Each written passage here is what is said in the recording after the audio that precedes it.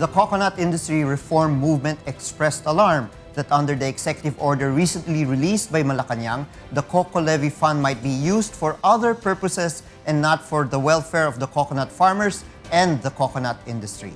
Victor Cosare will tell us why. The coconut industry reform movement alleged that the executive order issued by President Benigno Aquino III has put aside what was agreed upon in the November 26, 2014 meeting between the coconut farmers and the president. Joey Faustino, the executive director of the group, stressed that in the said meeting, it was clear to the president and some of his cabinet members present that only the interest of the 71 billion peso Coco Levy Fund will be used for programs that will improve the coconut industry.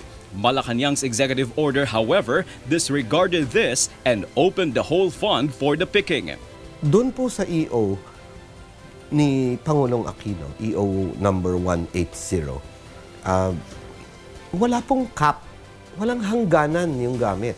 Ang kailangan lang ay magdisenyo ng isang roadmap, tawag nila ay Coco Levy Roadmap, itong Philippine Coconut Authority at saka ang opisina ni Secretary Kiko Pangilinan at yun ang gagamiting batayan ng paglabas ng pera. Hindi sinabi doon kung hanggang saan amount gagawin ang roadmap. So nakabuka po talaga ito kung gugustuhin nila. The group fears that the fund that is for the welfare of the coconut farmers and for the enhancement of the coconut industry will be used for other matters. Ang nilabas niyang executive order ay nagbukas sa gamit ng buong 71 billion pesos. At walang nakalagay man lang kung hanggang saan lang ang pwedeng gamitin.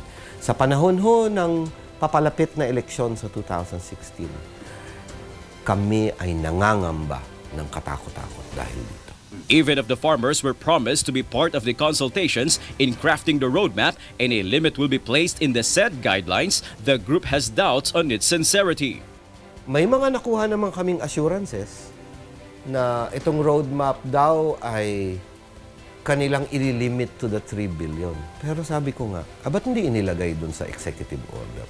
Kaya nga nasabi ko na napaka-insensitive nitong executive order. The coconut industry reform movement hopes that the bill which is now in Congress would be put into law as soon as possible because it contains the very idea they want to be implemented. In the proposed law, the levy fund will be converted into a perpetual trust fund and a committee will be created that will manage the fund, wherein some coconut farmers will act as members. Faustino is also hopeful that there will no longer be a reoccurrence of what happened during the time of former President Ferdinand Marcos, wherein farmers were made to believe on false promises and were deprived of the fund.